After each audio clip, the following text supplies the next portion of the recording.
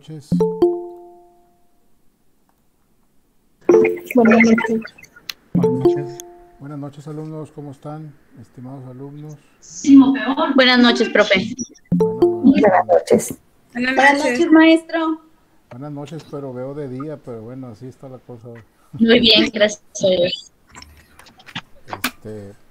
Vamos a comenzar, sigue entrando gente. Qué bueno, me da gusto. Un grupo muy nutrido y sigue entrando gente. Déjenme emitir. Ahorita iniciamos.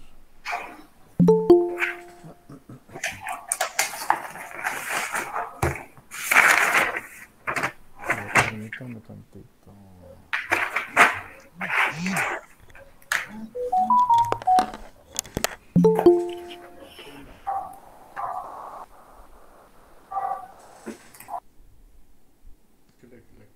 Le puse ahí pausa tantito.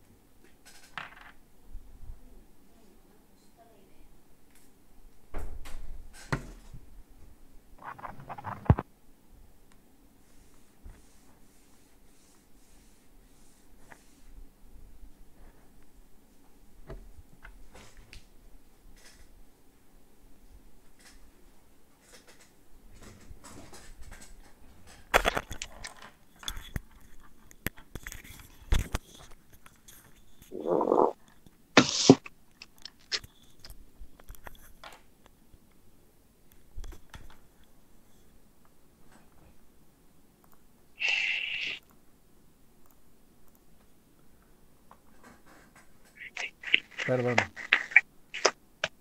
Vamos a comenzar. Voy a compartir la pantalla de la presentación.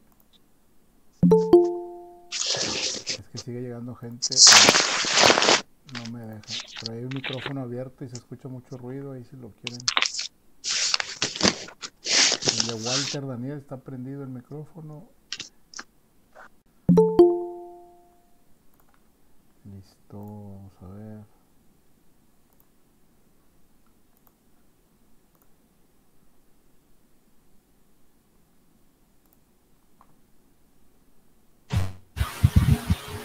¿Sí ven la pantalla por ahí?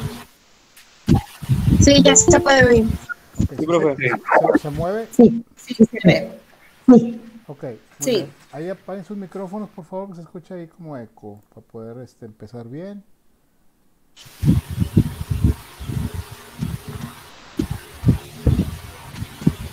Muy bien. Vamos a iniciar, vamos a ver el concepto de derecho y derecho objetivo, derecho moral y convencionalismo social. Es el primer capítulo del libro que vamos a ver. Y hay un micrófono abierto, por favor, ahí. Sean tan amables. Se escuchan como vasijas.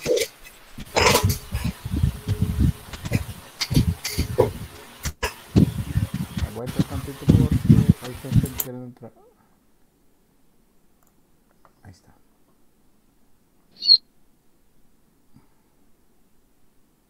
Muy bien. Entonces, vamos a iniciar.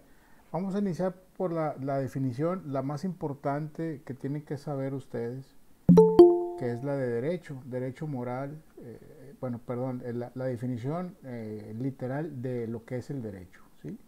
Es un conjunto de normas bilaterales externas, generalmente heterónomas y coercibles, que tienen por objeto regular la conducta humana.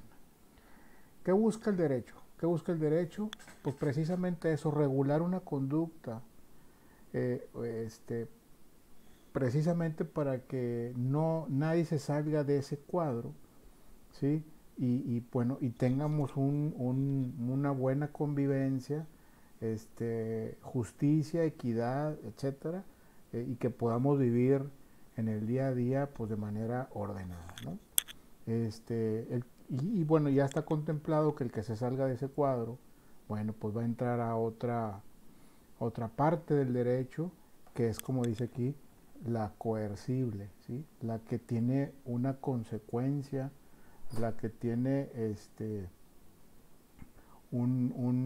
se genera un supuesto y luego una consecuencia y luego todas las variables que hay, pues para castigar o para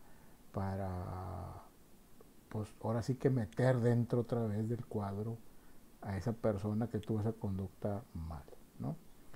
Eso es lo que busca el derecho, ¿sí?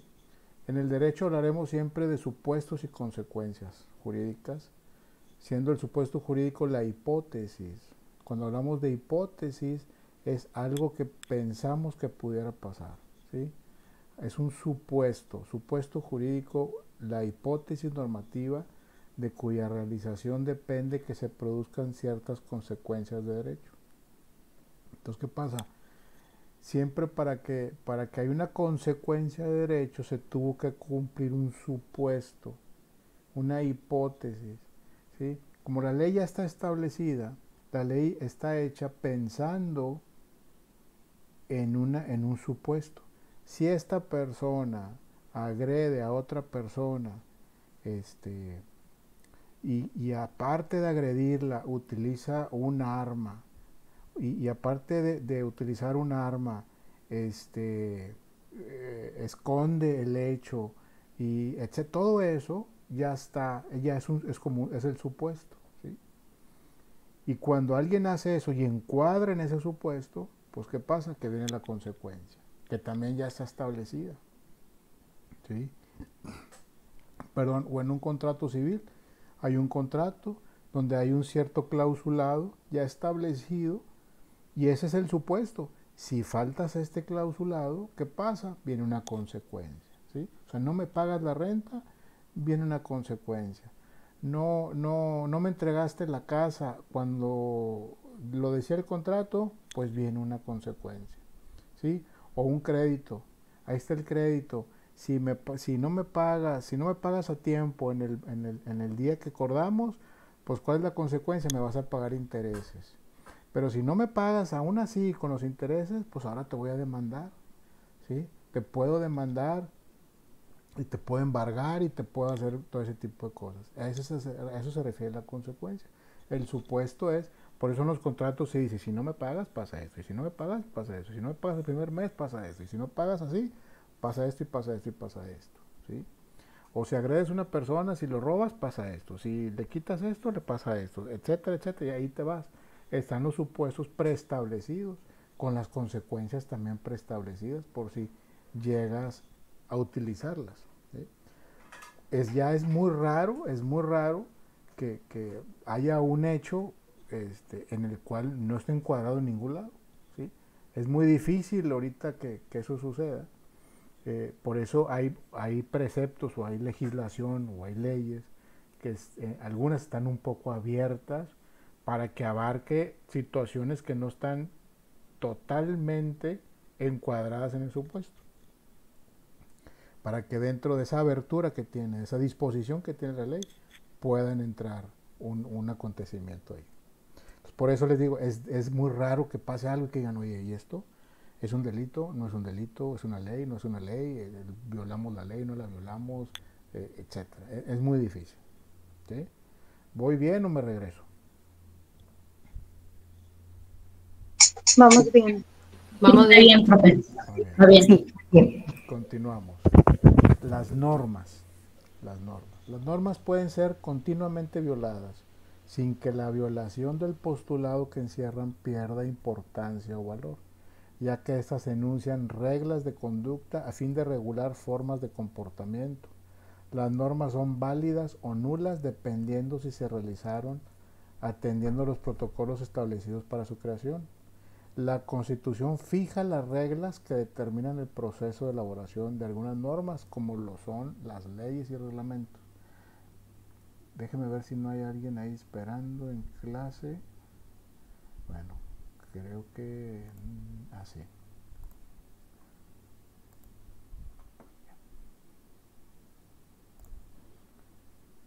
Muy bien.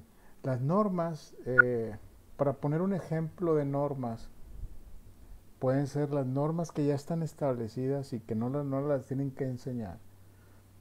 En una iglesia, por ejemplo, ¿sí? Una norma, tú tienes que entrar ahí, tienes que entrar en silencio, sin hacer mucho escándalo, no estar platicando. Es una norma, es una norma preestablecida. Si estás hablando o haces ruido, pues no pasa que te saquen de la iglesia y ya, de ahí no pasa. A eso se refieren las normas. Si estás en un deportivo y te dicen que meterse a la alberca, por ejemplo, tiene que ser forzosamente con traje de baño, si no te metes con traje de baño, bueno, no pasa nada, no pasa que te digan, pues salte a la alberca y ya, no te van a meter a la cárcel por eso. Entonces, a eso se refieren las normas. A ver, permítame tantito, es que tengo mucha gente que está entrando y no creo que se quede nadie fuera. Entonces, a eso se refieren las normas. Ya cuando la norma se convierte y trae una coercibilidad, o sea, trae una sanción implícita, entonces ya no es norma, es una ley o es un reglamento, ¿sí? Cuando ya traen una consecuencia implícita y donde interviene el poder público, o sea, el Estado, que impone una sanción, ya es una ley, ¿sí? Para la aplicación de una norma deberá contener el proceso normativo que se registra en el nacimiento de la consecuencia, es lo que hablamos ahorita, de la consecuencia, una relación necesaria con el proceso causal, partiendo siempre de supuestos iniciales conocidos, mismos que llegan a consecuencias finales predeterminadas. Al final la norma lo que busca es provocar una forma de conducta, ¿sí? Otra vez aquí vemos un poquito más a detalle este esquema en donde también para crear una norma pues tenemos un supuesto, ¿no? Un supuesto donde dice, oye, pues si esta gente estamos en la junta o estamos en la iglesia, por ejemplo, y se pone a gritar como loco, etcétera, etcétera, y interrumpe la misa, estoy hablando de cualquier iglesia, ¿no? De cualquier religión, pues bueno, pues entonces ¿qué hacemos? Si pasa eso, vamos a decirle una vez, y si vuelve a decirlo, pues le vamos a percibir otra vez, que si lo sigue haciendo, lo vamos a sacar de la iglesia, ¿sí? Y bueno, ya se hizo la norma. La primera vez nomás le decimos, la segunda vez lo percibimos y la tercera vez va para afuera, ¿sí? Y hasta ahí no pasa de ahí. En el caso de que esa persona agreda a otra persona, a un tercero, entonces sí, ahí sí ya interviene, ya es otra cosa, es una agresión a una persona. Entonces aquí vemos el supuesto, la causa-efecto, aquí se ve la raíz de qué fue lo que lo causó, ¿sí? Para eso las leyes están hechas, no crean que están hechas hacia el vapor porque a alguien se le ocurrió. Hubo una situación que se presentó por un tiempo determinado y que se empezó a ver, estoy hablando de antaño, ¿no? Hace 150 años. Entonces están viendo que ese comportamiento está causando daño a alguien o a un grupo de personas o a alguien en particular, o está causando daños en la propiedad de alguna persona. Entonces dicen, oye, ¿sabes qué? Vamos a regular esto para que no vuelva a suceder, ¿verdad? Para que no suceda, buscando generar una conducta en el ser humano y enfocado que eso no vuelva a suceder. Entonces, pero hay una cadena de supuestos, una observancia de la conducta, un tiempo determinado donde empieza a llamar la atención, donde empieza a prender las alarmas o los focos rojos porque se están dando cuenta que está dañando a mucha gente o está dañando la propiedad de mucha gente. Entonces la gente empieza a poner atención, los estudiosos, y le empiezan a escribir, esta conducta tendrá una consecuencia así, o dicen, esta persona hay que detenerla a como dé lugar, porque está causando daños, hay que detenerla a como dé lugar, hay que amarrarlo a un árbol, lo que sea, pero ya no podemos permitir que eso siga sucediendo. Entonces toda esa forma de cómo el comportamiento humano se fue dando, fue también dando origen a la creación de las leyes, porque entre mucha gente, con muchas formas de pensar, con muchos diferentes intereses de cada persona, con diferentes necesidades, pues tenés que encuadrarlo en algo, ¿sí? Pero venía desde el principio, desde cómo se empezaba a originar la causa, primero el supuesto, y luego la causa, y luego el efecto, y luego la consecuencia, ¿sí? Entonces todo tiene porque cuando nosotros vemos una ley, nosotros estamos viendo la punta del iceberg, pero abajo de esa ley hubo muchas situaciones que dieron forma a esa ley. Entonces, por eso les digo, están viendo la punta del iceberg o la punta de la pirámide, como dicen, y abajo está un mundo de estudios y de intercambio de ideas y de inclusive de discusiones, etcétera, hasta que se formó una ley. ¿Sí? En cuanto a las leyes naturales. Profe, una Dígame. pregunta. Dígame.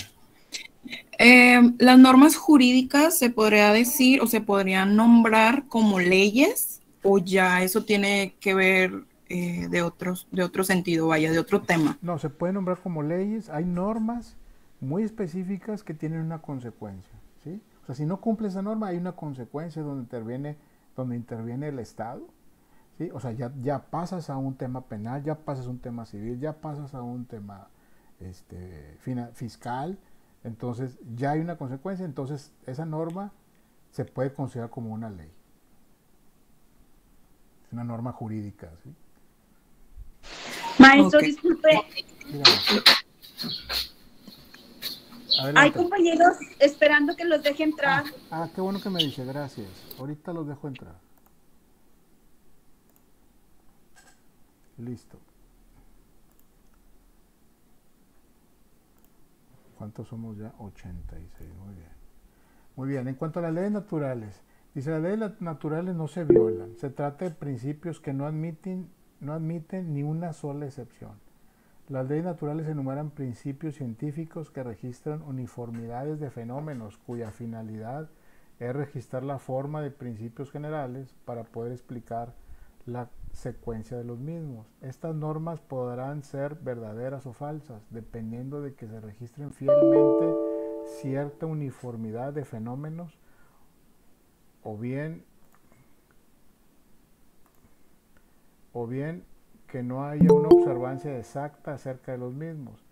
Se centra solamente en decirnos lo que ocurre en la naturaleza. El proceso de causalidad establece la relación entre la causa y el efecto y una secuencia de fenómenos cuyo origen solo puede determinarse en forma hipotética, que se realiza hasta el infinito sin poder determinar el efecto final.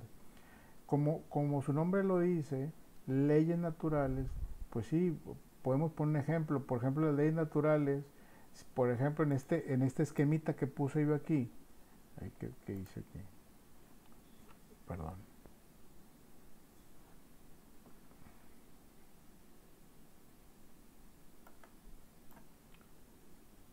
En este esquemita que puse yo aquí, es una ley natural y todos lo sabemos que si mezclamos el rojo con el amarillo, pues va a salir un anaranjado. Eso nadie lo puede cambiar. Así va a ser siempre. Si es más amarillo, pues va a salir más anaranjado, un anaranjado más claro. Si es más rojo, pues va a salir un anaranjado más intenso, más intenso. Pero eso nadie lo puede cambiar, ya es una ley natural, ¿sí? O las leyes naturales que lo vinculamos mucho al tema de los fenómenos naturales, ¿sí? Los huracanes y todo este rollo. Ya sabemos que, bueno, los meteorólogos ya saben que cuando hay mucho aire caliente y viene aire frío de otra parte de la Tierra y si saben ellos que se va a mezclar, ya saben ellos que forzosamente se van a generar huracanes. Porque el huracán sí saben qué es eso, ¿no? El huracán es un choque de aire caliente con aire frío y donde Las masas de aire. así es, las masas de aire chocan y ¿qué pasa? Como hay un impulso desde atrás hacia adelante de las dos masas, el caliente y el frío, entonces chocan y hacen esto y se empieza a hacer el remolino ese que ya conocemos y que le llamamos huracán. Ya sabemos eso, ya se sabe eso, es una ley natural, nadie lo puede cambiar, ¿sí? Ya hay estudios de eso y ya saben que eso va a suceder. A eso se refieren las leyes naturales.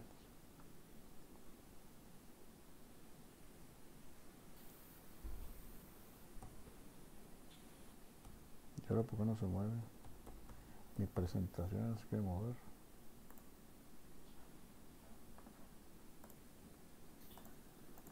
Bueno, sirve que le dejo entrar aquí a la gente. A ver, Silvia Herrera me está levantando la mano. ¿No? Siempre no. Okay. Muy bien. Seguimos con el tema. Derecho objetivo y derecho subjetivo. Esto es bien importante porque es la base del entendimiento de la ley, ¿sí? Del entendimiento de cuando está la ley lista ahí y cuando hay que usar la ley. Entonces, ustedes este tema los va a acompañar en toda la carrera, para que lo tengan bien claro y está bien sencillo. El derecho se divide en derecho objetivo y derecho subjetivo. El derecho objetivo dice es el conjunto de normas que contienen diversas condiciones para su aplicación, mismas que se impondrán a una sociedad con la finalidad de que sean cumplidas por los individuos que la integran. ¿Qué quiere decir? ¿De qué estamos hablando? De la ley en sí, del libro, de donde está el código civil, donde están las leyes, la constitución, donde están las leyes, ahí están las leyes, ahí están listas para cuando la quieran usar. Ese es el derecho objetivo, ¿sí? El derecho subjetivo y se refiere a la facultad de los individuos de cumplir con la norma jurídica impuesta por el Estado, cuyo incumplimiento trae aparejada una consecuencia de derecho. Es el uso o aplicación de la ley. El derecho subjetivo es cuando ya usan la ley y ustedes como abogados que van a hacer, que están en este camino, ya van a saber en su momento qué ley aplicar, de qué materia y en qué momento aplicarla, ¿sí? Entonces, es cuando van a utilizar el derecho subjetivo, de la materia penal, de la materia mercantil, de la materia civil, etc. ¿Sí? Entonces, maestro, dígame. O sea, ahí no, yo entiendo que nos dice cuáles son las herramientas que debemos usar para aplicar la ley. Sí, o sea, tú en el transcurso de la carrera te vas a ir dando cuenta. Por ejemplo, estamos viendo materia civil. El derecho se divide en materia civil, las bases, materia civil, materia mercantil, materia penal y bueno, familiar puede ser también. Que familiares dentro de lo civil. Tú al momento que estás avanzando en la carrera y que ya estás litigando y viendo asuntos, pues tú vas a ver en dónde vas a encuadrar cierta situación, ¿no? Si va a ser civil o va a ser familiar, porque el civil tiene muchas variables. Puede ser familiar, o puede ser mercantil, o puede ser penal, o puede ser, hay otras, ¿no? Contencioso administrativo, amparo, etcétera, ¿no? Pero aquí el derecho objetivo habla de la ley en sí, cualquier ley. Aquí tengo mi ley civil, aquí tengo mi ley mercantil, aquí tengo mi ley penal, ¿sí? O aquí tengo mi constitución, ahí está, ¿sí? Como una herramienta, es como una caja de herramientas que ahí está cerrada y no la usas, pero cuando la tienes que usar, ¿sí? Abres la caja y ya sabes qué herramienta es la que necesitas para saber cuál voy a aplicar. Exactamente. Correcto. ¿Sí? ¿Vamos Gracias. Bien? De nada, ¿vamos bien, señores, o me regreso? Vamos bien, gracias. Muy bien. Todo bien. Todo bien. Perfecto, sí, continuamos entonces. Muy bien, aquí viene un poquito una definición, características de las normas jurídicas. Derecho, sistema normativo heterónomo, bilateral, externo y coercible. Heterónomo es que lo hace el gobierno para otras personas, o sea, para nosotros, los hace el derecho público para otras personas. Es bilateral, interviene el derecho público y el derecho privado, es externo y es coercible, o sea que tiene una consecuencia. Te pueden meter a la cárcel, te pueden cobrar una multa, te pueden una sanción administrativa, etc. ¿Sí? Y la moral, sistema normativo, autónomo, unilateral, interno e incoercible. O sea, hablando específicamente de moral, por ejemplo, dentro de una familia, ¿sí? Si cometes algún tema inmoral, bueno, pues no pasa de que te den unas nalgadas, unas cachetadas ahí dentro de tu casa para que te calmes, porque si ya afectas a otros, o sea, el tema es, mientras no afectes a otros, este derecho es para ti y por si afectas a otras personas, ¿sí? Por eso decía el Señor, don Benito Juárez, el respeto al derecho ajeno es la paz.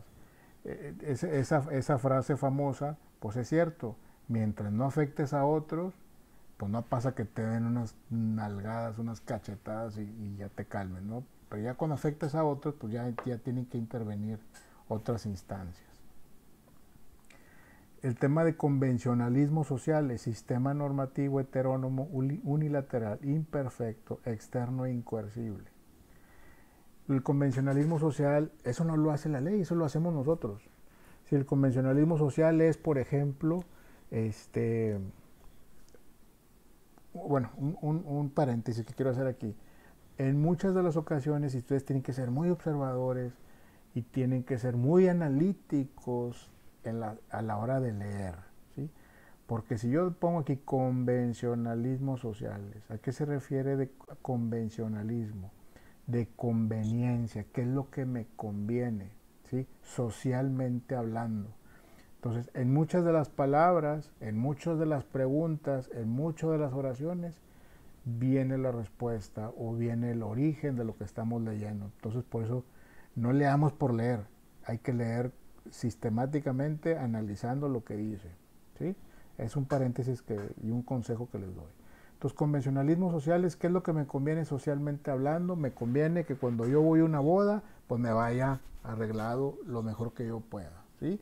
Cuando voy a la iglesia, pues irme pues, más o menos arreglado y pues, portarme bien, portarme serio, etc. Si voy a, no sé, lo que ustedes quieran. Cuando voy a una fiesta de niños, bueno, pues hay que dejar a los niños que jueguen y yo no voy a hacer nada, yo voy a estar ahí observando nada más, y voy a ir al ladito y voy a llevar mi regalito, siempre mi regalito pues para que no diga nada, ¿no? Yo tenía un amigo que hace tiempo que no lo veo, Gregorio, que tenía una novia, se enojaba mucho su novia porque íbamos a una boda todos juntos en parejas cuando éramos novios, y él no, él se iba en mezclilla y así como él andaba en ese momento, él se iba así a la boda, ¿no? Perdón, hay gente que quiere entrar. Entonces, ¿qué pasa? Él decía, pues ¿por qué? ¿Por qué me voy a ir diferente? Digo, vestido diferente, pues si yo así me siento bien. El traje, la corbata o el ir bien arreglado, peinadito y todo, pues ¿eso qué? Eso no tiene nada que ver. Y pues no, sí tiene que ver, digo, realmente no tiene nada que ver, pero ya estamos dentro de un sistema de convencionalismo social en el que pues tenemos que seguir la línea lo mejor que se pueda, ¿no? Pues para que no nos seamos señalados y no incomodemos a otras personas, etcétera, ¿no? Entonces, a eso se refiere el tema de convencionalismo social. Por eso dice sistema normativo heterónomo, unilateral, imperfecto, externo, incoercible. O sea, no te van a hacer nada, no te van a meter a la cárcel. Pero bueno, es un tema de sociedad, ¿sí? Ir a una boda, arreglado, el regalo, etcétera, ponerte tus mejores ropas, si vas a un cine, pues vas a ver la película, cállate, etcétera, ¿no? Todo ese tipo de cosas es un convencionalismo social. En el tema de la religión, es un sistema normativo, también es heterónomo, unilateral, interno, incoercible. Aquí, pues, primero, antes que nada, la libertad de escoger la religión que quieras, y bueno, y ya dentro de esa religión, pues respetar lo que ahí se profesa, y su forma de hacer las cosas. Tienes que respetar. Si te dicen que te vayas de ropa blanca, pues te vas de ropa blanca. Si te dicen que vas a dar el diezmo, pues vas a dar el diezmo. Pero si no lo haces, no pasa nada. Nadie te va a meter a la cárcel, ni nadie te va a poner unas esposas, ni nada. Entonces, ese tipo de regulaciones, pues son las que existen y las que vivimos todos los días, pero no nos damos cuenta. El moral, los convencionalismos sociales, la religión, etcétera. Por ejemplo, en el tema de moral, me ha pasado, bueno, tengo 50 años, ¿no? Pero también fui joven. He estado yo, por ejemplo, con mi esposa en algún lugar público y sí me encuentro chavos, adolescentes que están diciendo un chorro de maldiciones delante de nosotros y maldiciones de lo peor. Y dices tú, híjole, pues, ¿qué está pasando? No les importa que estemos aquí. No me asusto ni mucho más. Lo que quiero decir es un tema de moralidad. Entonces, no les va a pasar nada, no los van a meter a la cárcel por eso. Pues, ¿qué haces tú? Pues nomás te retiras y ya. Si te incomoda, pues te haces a un lado y ya. Ese es el bueno, el derecho, el que tiene coercibilidad, que tiene una consecuencia, que te meten a la cárcel, que te multa, que te embargan, que etcétera. Este es el que pone el Estado, el que crea el Estado para crear una norma, una conducta en el ser humano. Ya la moral, los convencionales sociales y la religión, pues es el modo de vivir de todos nosotros, que nos va rigiendo de cómo hacerlo, dependiendo de dónde estemos. ¿Sí? Y aquí puse un pequeño glosario de los significados. Dice: glosario heterónomo es la creación de la norma en contra de la voluntad por un ente como el Estado sin autonomía. Coercible, la facultad del Estado de poder aplicar la fuerza a fin de su cumplimiento. Unilateral, encaminada a afectar a una sola parte. Incoercible, no es sometido a las reglas del Estado. ¿Cómo vamos? ¿Vamos bien? Sí, maestro. Sí. Está interesante, ¿no? Sí, todo bien. Muy bien. Teoría general de la norma jurídica. Ese es otro capítulo. Déjame checar algo. Ya. Es otro capítulo, Teoría General de la Norma Jurídica. De hecho, es el segundo capítulo del libro. También muy, muy importante, porque aquí vamos a hablar principalmente de las fuentes del derecho. Déjame ver si hay más gente que quiere entrar. Sí, ya la dejo entrar. Luego me dice el maestro: nunca me dejó entrar. Ahí estuve y nunca me dejó entrar. Sí, esta sesión se está grabando, lo voy a subir al aula y la presentación también, para que la vean. Muy bien, fuentes del derecho. Otra vez la palabra, analicen bien lo que dice ahí: fuentes del derecho. Una fuente de agua, ¿se cuenta? Pues en vez de agua, fuente del derecho.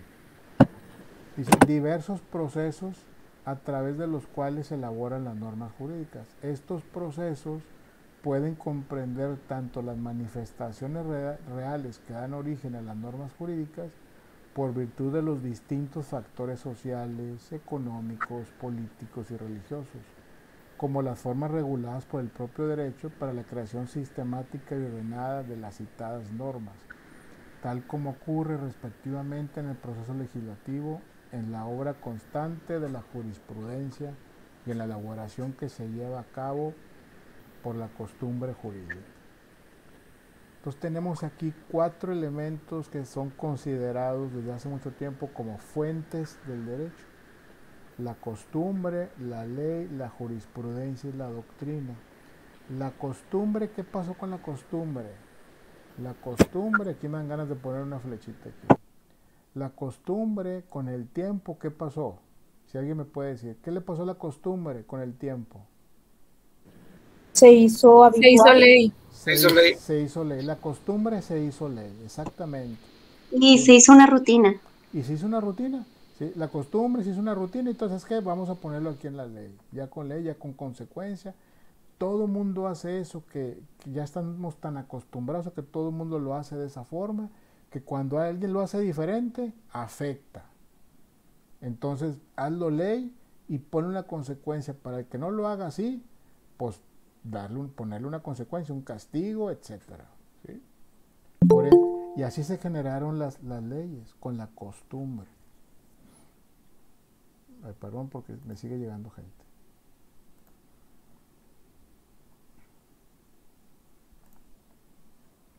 Muy bien. Y luego, aquí la jurisprudencia. La jurisprudencia es como una sopa que se cuece aparte, ¿sí? Pero la jurisprudencia viene siendo un ente en el que es como un repositorio, vamos a decirlo, de situaciones, de asuntos que se resolvieron de una manera atípica y se fueron registrando en un libro. ¿Sí?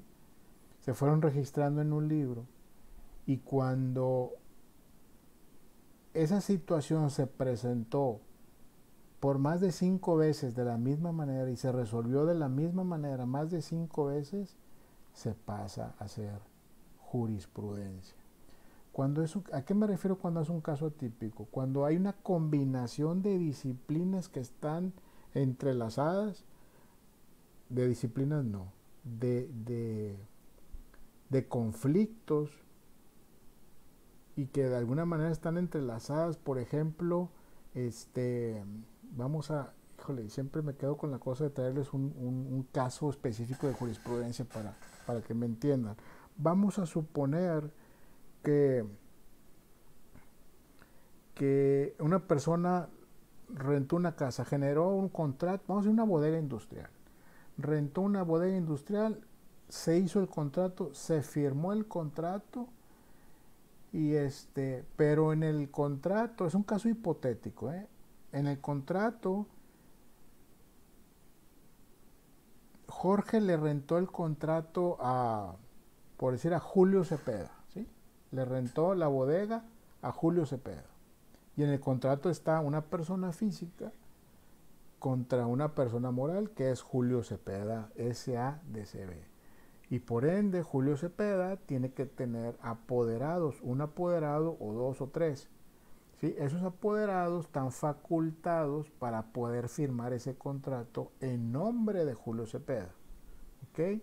Entonces, ¿qué pasa? A la hora que se firme el contrato, lo firma el arrendador, que es el dueño de la bodega, a Julio Cepeda. Nada más que Julio Cepeda solamente lo firmó en el poder que ostenta a los señores como apoderados de Julio Cepeda, vienen 3 personas, pero el contrato lo firmaron solamente 2, ¿sí? Solamente 2 personas. Entonces, ¿qué pasa? Uno no firmó. Ahí está al final del contrato está la línea con su nombre, pero él nunca firmó, pero surtió efectos el contrato. Entonces, así se empezó a pagar la renta, se entregó la nave industrial o la bodega y lo siguieron usando, etcétera, ¿sí? Pero a la hora de que el dueño de la nave industrial quiere aumentar la renta, porque las cosas han aumentado mucho, por decirlo así. No, mejor vamos a hacer una cosa. Vamos a suponer que la bodega se quema, ¿no? Se quema por una negligencia del dueño de la bodega. El dueño de la bodega tenía que hacer unas reparaciones en la energía eléctrica, no las hizo y se quema la bodega, ¿sí? Entonces los que estaban ocupando la bodega le reclaman al dueño de la bodega diciéndole, pues tú cubres los gastos porque tú no hiciste esto y no hiciste lo otro y no nos dijiste, y porque tienes una mala instalación eléctrica se nos quemó todo. Y dice, oye, espérame, pues el contrato no es válido porque no está firmado por los 3 apoderados.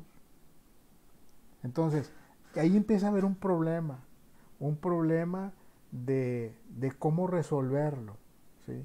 Porque está la voluntad, está la licitud en el objeto, están los elementos esenciales de validez, ahí están, pero falta uno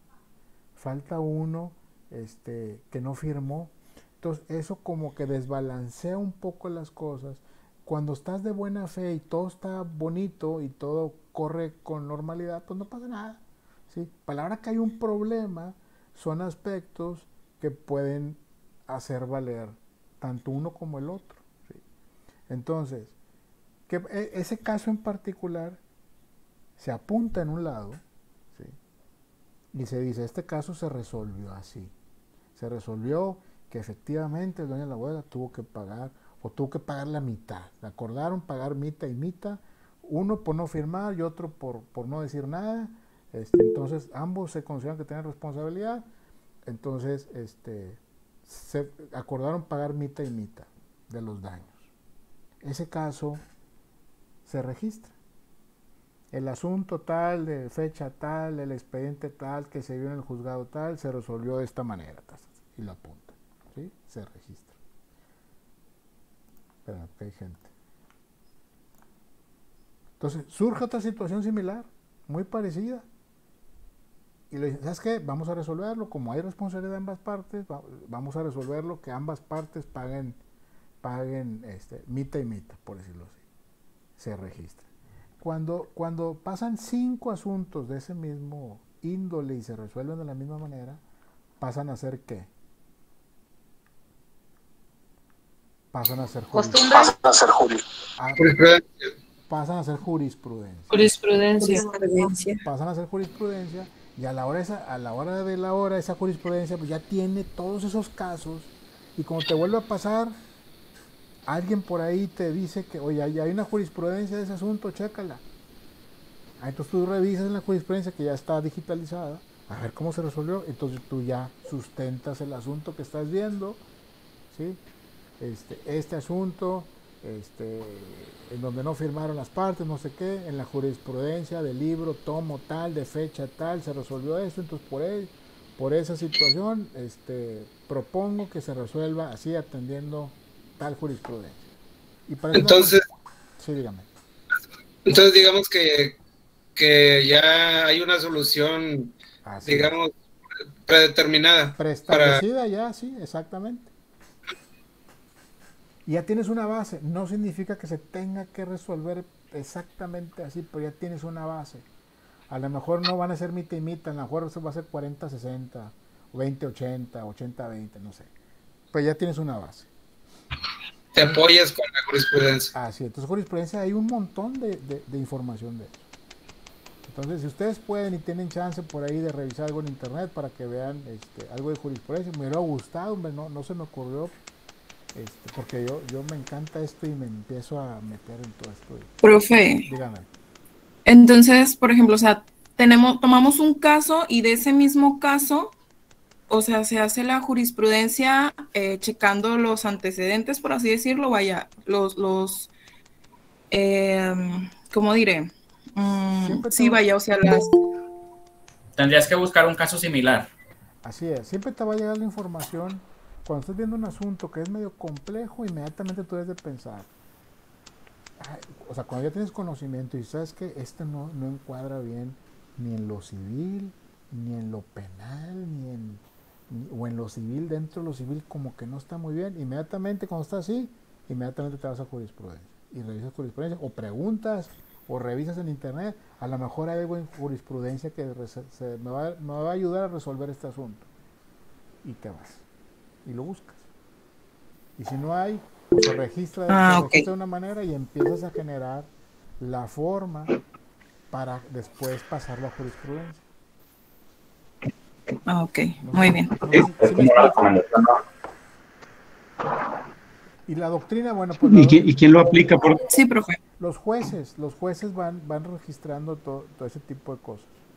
Y la Suprema... Pero por decir quién... Dime. Cuando para ejecutarlo o para aplicarlo, tiene que solicitarlo el demandante o el demandado, o el mismo juez puede especificar, dictar que se va a aplicar de esta manera.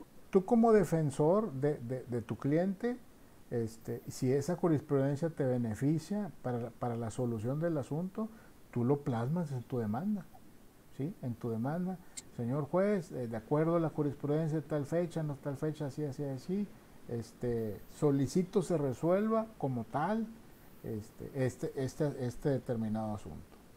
Y como es una fuente de derecho...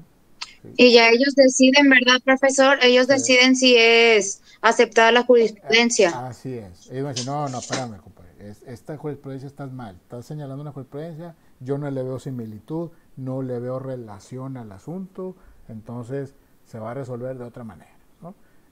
O sí, ¿sabes qué? Tienes razón, se resuelve como tal, la jurisprudencia tal dice eso y se transcribe y boom, y se resuelve. Digo, lo estoy hablando así muy resumidas cuentas, ¿no? Pero es un proceso largo y muy delicado y complejo, pero se hace mucho. ¿Okay? Y eso al final lo decide, digamos, los jueces, si se acepta o no. Sí, el juez. Y si no lo acepta el juez, tiene que sustentar por qué no lo acepta. Y si no nada más porque no quiero. Sí, no, porque me dio flojera checar, y no creo, no. Tienes que sustentar por qué no. Y si tú sigues con la idea de que no, es que está mal el juez, porque puede pasar, el juez está mal, Claro que sustenta, y se dicta una sentencia, pues te vas al amparo. Te vas al amparo diciendo la jurisprudencia tal se resolvió así y el juez no me hizo caso. ¿Sí? Pues ya lo ve el magistrado y lo dice, no, pues sí, no tiene razón. ¿Sabes qué? Se va a resolver así y no sé qué, y con de acuerdo a la jurisprudencia, y vámonos. Y ahí te vas. Si nadie alude a la jurisprudencia, el juez puede fallar tomándola en cuenta o no precisamente. Sí puede hacerlo. Si hay conflicto en la resolución, a final de cuentas el juez es el que va a resolver. Entonces, si ve que entre las partes hay conflicto, pues él va a decir, chequen esta jurisprudencia, qué les parece, etcétera, etcétera. Y si es beneficio para alguna de las partes o para ambas partes, pues se aplica. Okay. Creo que hay una clase de jurisprudencia que van a tener. Creo que es el segundo. Profe, yo tengo una duda. Dígame. Un caso de jurisprudencia podría ser el tema de que actualmente, no sé en dónde, lo vi escrito en una red social, que los hijos iban a poder pedir manutención a los padres que no se hicieron cargo de ellos cuando eran niños. Sí he escuchado eso, pero no creo que tenga que ver algo con la jurisprudencia. Ah, ok. No creo que tenga algo que ver con eso, porque acuérdate que la jurisprudencia son casos que ya se resolvieron de esa manera. Y esto, sí he escuchado de eso como que es algo que está surgiendo apenas. Ah, ok. ¿Sí? Profe, una pregunta. Sí. Dígame. ¿Desde qué inicio, desde dónde inicia la jurisprudencia? ¿Desde dónde inicia? Pues tiene muchísimos años, inicia cuando hay un caso complejo y no está encuadrado perfectamente en una materia para resolverlo. El problema radica cuando hay dificultad para resolverlo, porque la ley no es clara o porque está combinada con varias disciplinas y eso provoca que haya conflicto para resolver. La jurisprudencia, cuando hay contradicciones sustanciales, se podrá decir. Sí puede ser. Dado a una falta de claridad en la ley, te puedes ir a jurisprudencia a ver si hay un asunto resuelto enfocado a eso. Por ahí le están escribiendo, le ponga atención a las manitas levantadas porque por ahí va a haber. A ver, ya está. Muy bien, gracias. Ay, mamá. Ángeles Moya Ochoa. Pues, hola, buenas noches. Tengo una duda. ¿Cómo es que busca uno los casos de jurisprudencia? O sea, ¿hay un lugar donde yo...? ¿En internet? Ah, ok. Busca en internet casos de jurisprudencia y ahí los va a poder, ahí van a salir varios. Lucero. ¿Y de dónde nacen esos? O sea, es decir, ¿quién los hace ese depositario? Hay una autoridad, la Procuraduría, perdón, el Poder Legislativo es el que se encarga de eso. Ah, muy bien, gracias. Sí, de nada. Lucero García, ¿quiere decir algo? Sí, Lick, buenas tardes. Bueno, yo en un caso vi que pasó en un suceso en la Ciudad de México que hubo una discriminación en un restaurante para una persona con discapacidad, hecho que nunca antes se había presentado. Entonces, esta persona con discapacidad obviamente empezó un juicio en contra de este restaurante por ese rechazo. Y se levantó muchísimas cosas, muchas personas opinaron, muchas personas firmaron para decir no, sí, que quiten al restaurante o que lo sancionen.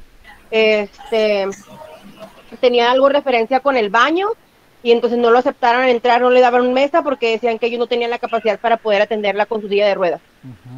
Entonces este hecho hizo una jurisprudencia porque después se dio otro caso en un antro y se dio otro caso en una oficina de gobierno. Entonces, cuando se juntaron los 5 casos, ya después se hizo una jurisprudencia de que tenían que estar todos los lugares, y que si había alguna discriminación ante las personas con discapacidad, pues ya se iba a resolver de esa manera. Es correcto, precisamente para eso es. Muy bien, Lucero, gracias. MAGG, ¿quiere decir algo? Levantó la mano MAGG, aquí dice, o MAG. Perdón, profe, no me había dado cuenta. Sí, ya me acordé. De lo de cómo vamos a ver si va a ser penal o va a ser algo así. Tú con tu conocimiento al final te vas a dar cuenta dónde encuadrarlo. ¿Y aquí sí nos va a explicar usted? O sea, es que aquí estamos viendo la parte, estamos viendo por encima las cosas básicas. Más adelante, o sea, esto es externo. Sí, más adelante se van a ir metiendo al tema penal, al tema civil, al mercantil, etcétera, ¿no?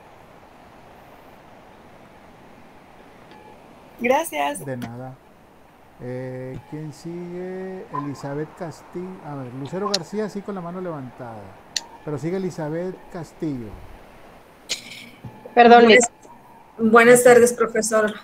Buenas noches. Buenas noches.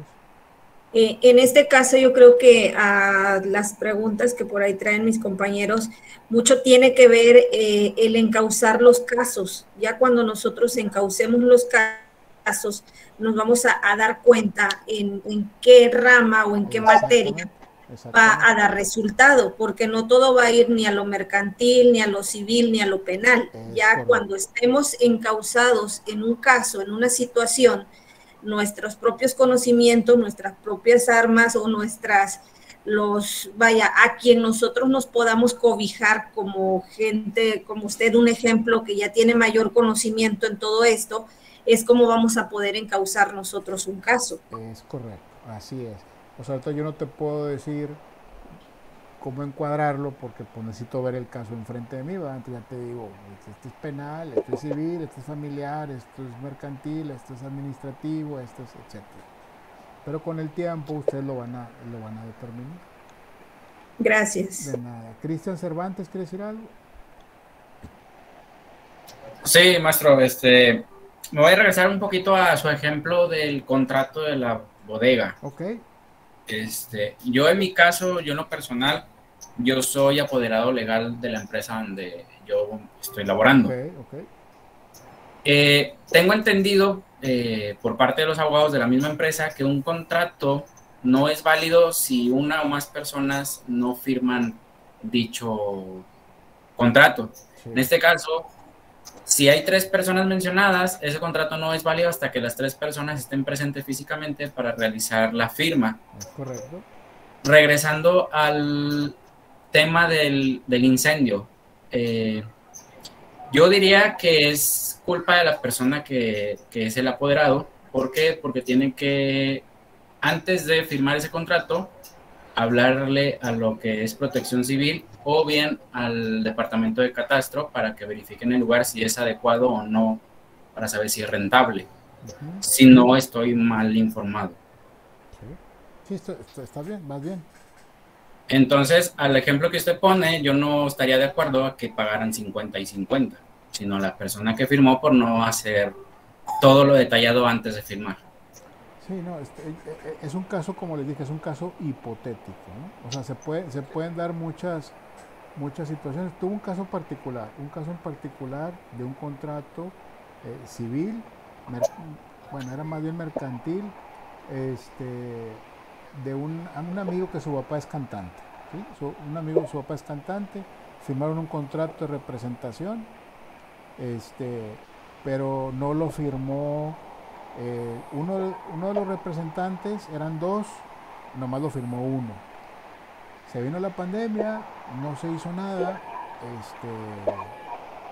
le estaban cobrando al señor, al cantante, por la mensualidad del servicio de representación, y nos fuimos por el tema de que no estaba firmado por los 2 representantes, siendo que en el contrato se menciona que son 2 representantes. Claro. Y estaba la línea en el contrato y estaba sin firma. Entonces por ahí nos fuimos y se arregló de esa manera porque el contrato pues, no tenía validez, porque era imperfecto, ¿no? Entonces, sí, para evitar cualquier otro detalle podría manejarse como la persona apoderada legal y un testigo. Entonces ahí el contrato podría tener un poco más de validez. Así es. Y a lo referente que comentaba Lucero, si no me equivoco, hoy en día también todo negocio tiene que tener un baño especial para personas con bastón, sillas de ruedas, que cumplan con su barra para que se puedan sostener. Sí, está muy fuerte ese tema. Y el tema de la discriminación y todo está muy fuerte y muy de moda, ¿no? Por decirlo así.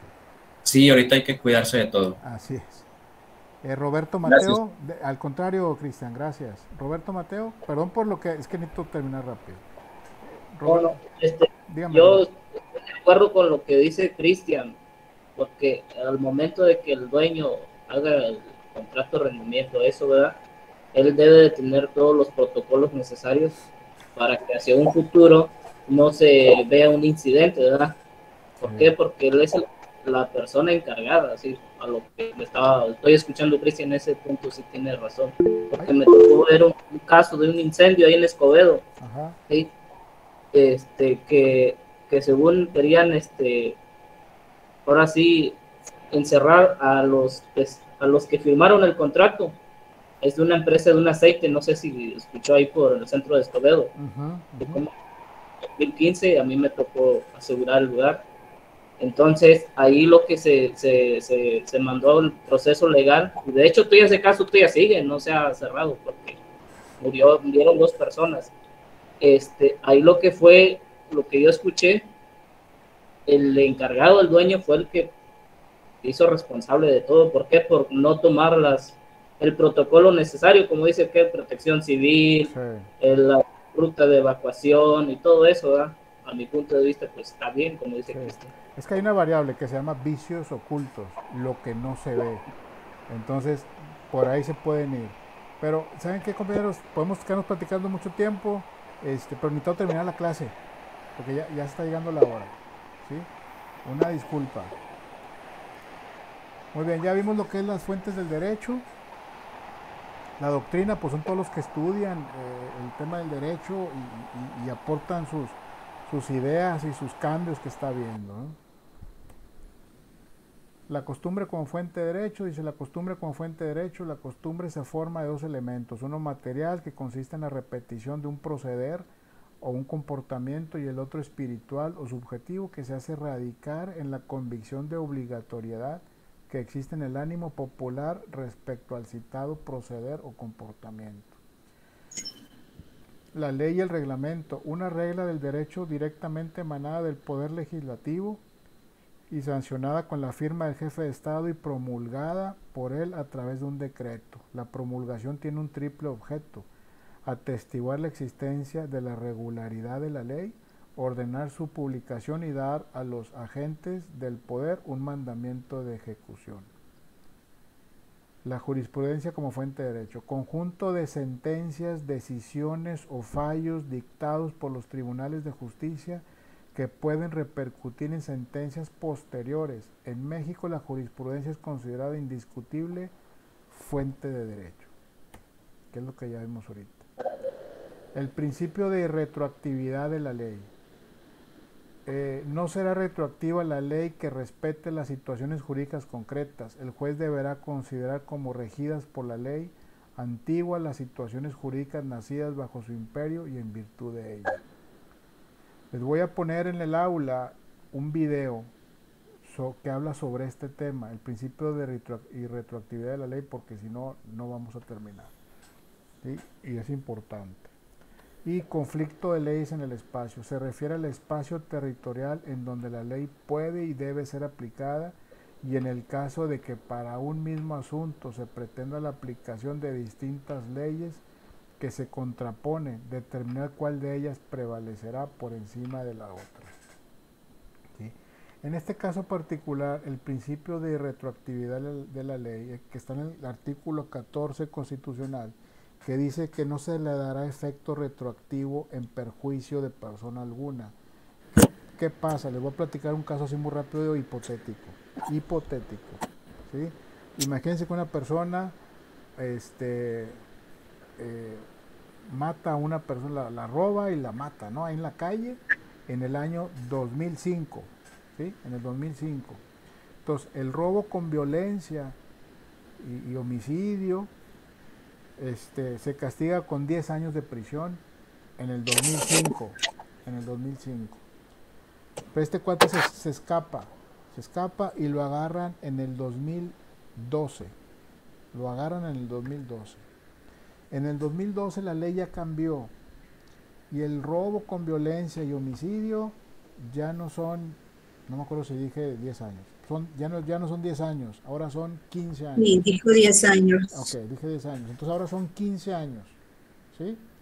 Si este cuate lo atrapan, ¿qué ley le van a aplicar? ¿La de 10 o la de 15?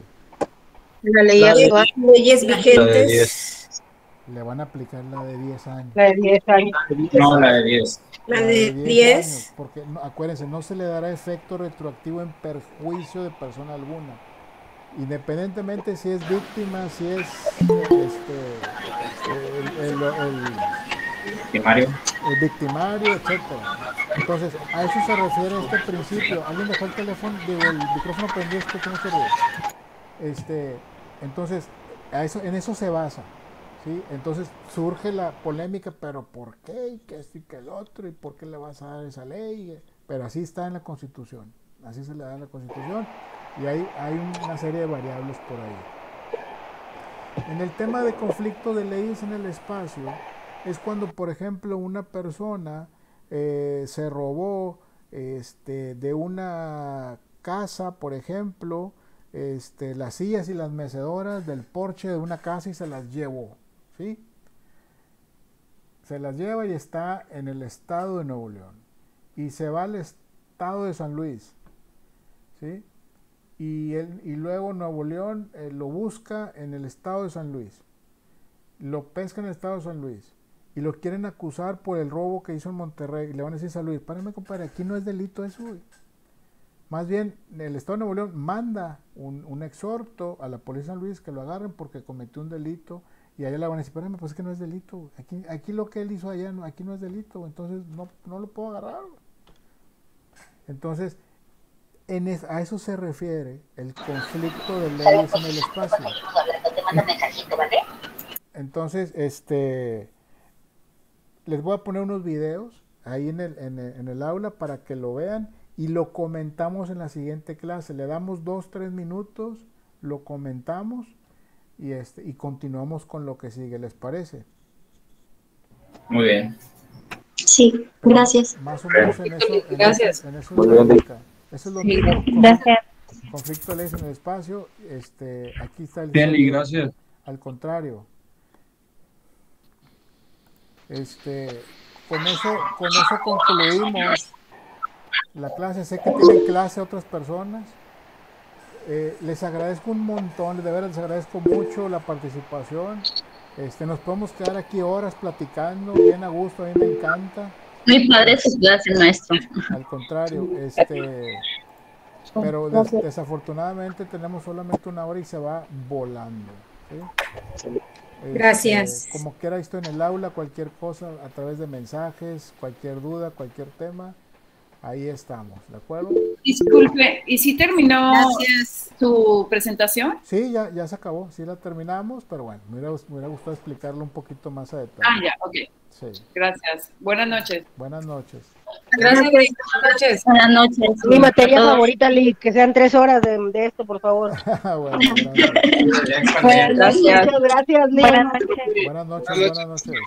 Gracias, buenas noches. Buenas noches. Buenas noches a todos. Un placer verlos. Gracias, buenas noches.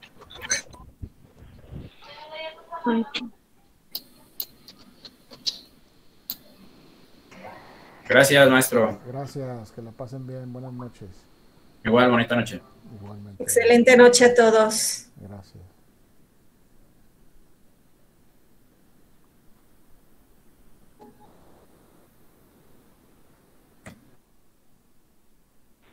Gracias, bonita noche. Gracias, igualmente.